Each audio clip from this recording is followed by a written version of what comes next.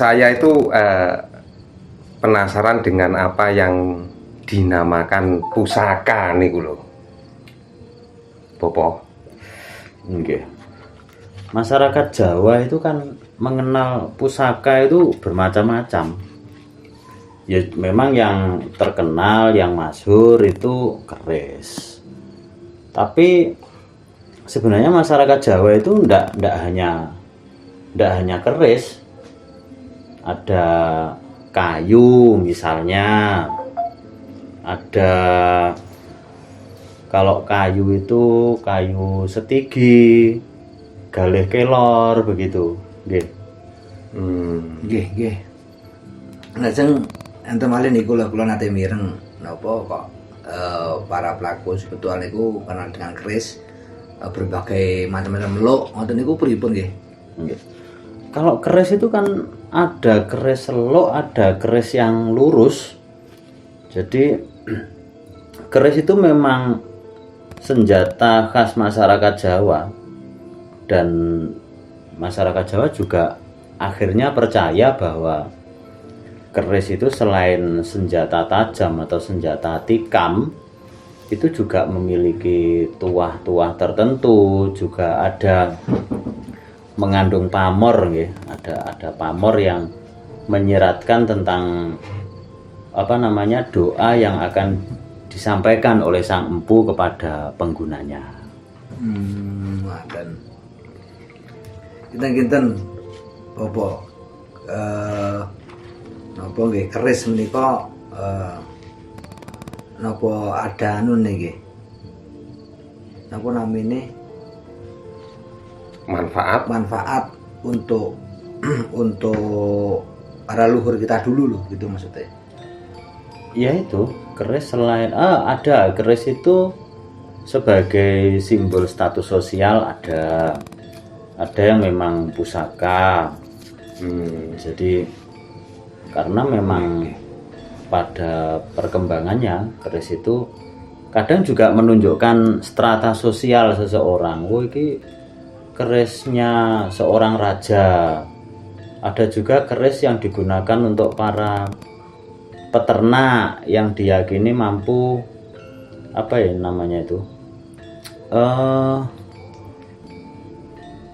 membawa manfaat, misalnya kebulajer begitu. Ya. Dulu itu saya pernah dengar kalau kebulajer itu digunakan untuk mereka-mereka yang beternak begitu. Terus ada mungkin tilam sari, ada jangkung dan sebagainya ngoten niku. Terus mengenai budaya dari keris itu sendiri, apakah merupakan budaya asli Jawa? Kalau kelihatannya begitu. Jadi memang ditemukan di beberapa pulau di luar Jawa itu juga mengenal keris. Contohnya Bali itu memiliki keris sendiri. Jawa sendiri keris itu ada yang Gagrak Jogja ada, Gagrak Surakarta ada tangguh-tangguhnya juga ada tangguh Madiun, ada tangguh Mataram begitu. Jadi ya mungkin keris ini memang sebuah senjata tradisional yang muncul di Jawa, walaupun persebarannya sekarang menjadi ke pulau-pulau lain. Dan memang keris itu keris adalah salah satu benda yang dianggap pusaka oleh masyarakat Jawa. Tapi seperti yang saya sampaikan tadi, masyarakat Jawa itu tidak hanya mengenal keris. Ada buku benda-benda bertuah bagi masyarakat Jawa yang diterbitkan tahun 2005 itu menyebutkan setidaknya ada 16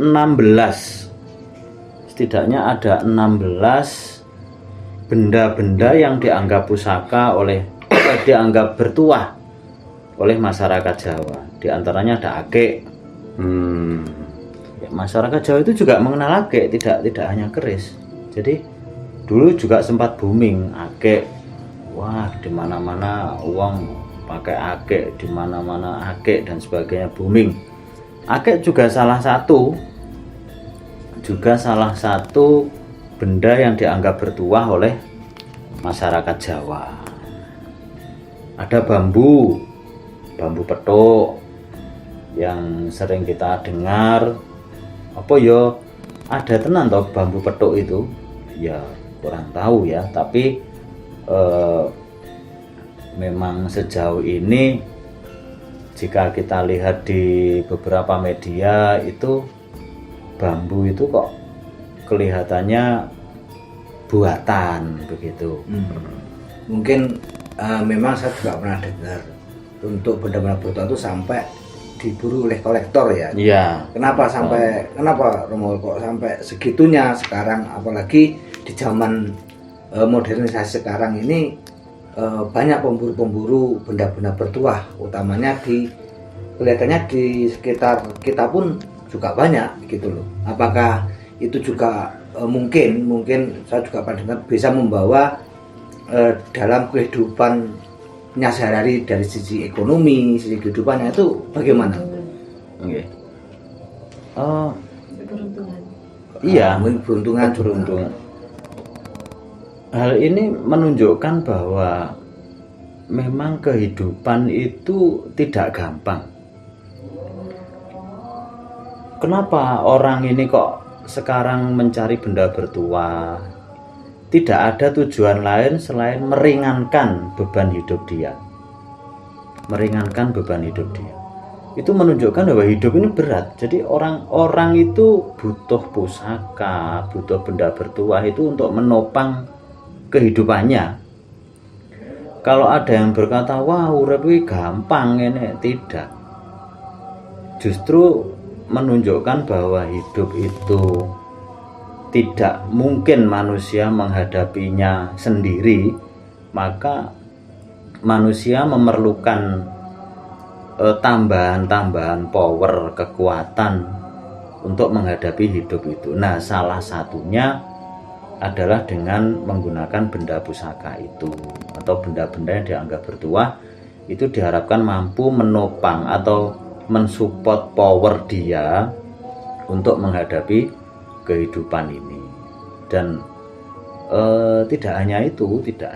Jadi untuk orang itu merasa lemah dalam menghadapi kehidupan itu, ya kadang butuh bacaan-bacaan atau mantra atau doa atau afirmasi dalam para praktisi energi itu.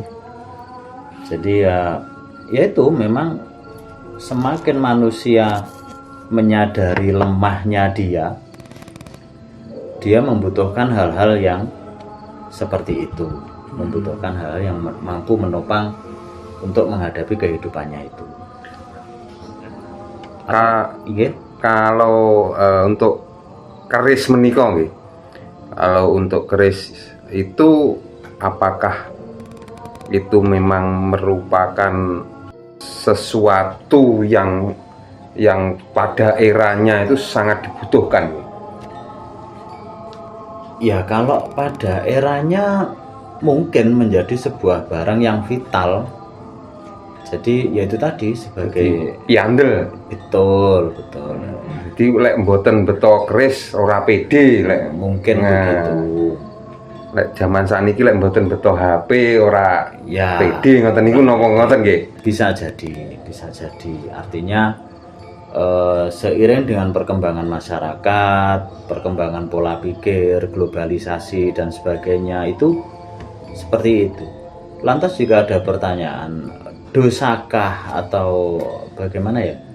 Kita itu sebenarnya tidak menghamba pada keris itu, tidak. Kita tidak menyandarkan nasib pada keris itu, tidak. Mungkin lebih tepatnya adalah kesadaran bagaimana kita itu tetap bersandar pada Tuhan, jika ada masyarakat atau orang yang masih menyandarkan diri kepada benda-benda seperti itu, mungkin hanya sebagai lantaran mencari keselamatan gitu saja, lantaran yang membuat kita mentakdirkan kita ya tetap Gusti Pangeran Kang Maha Kuwasa.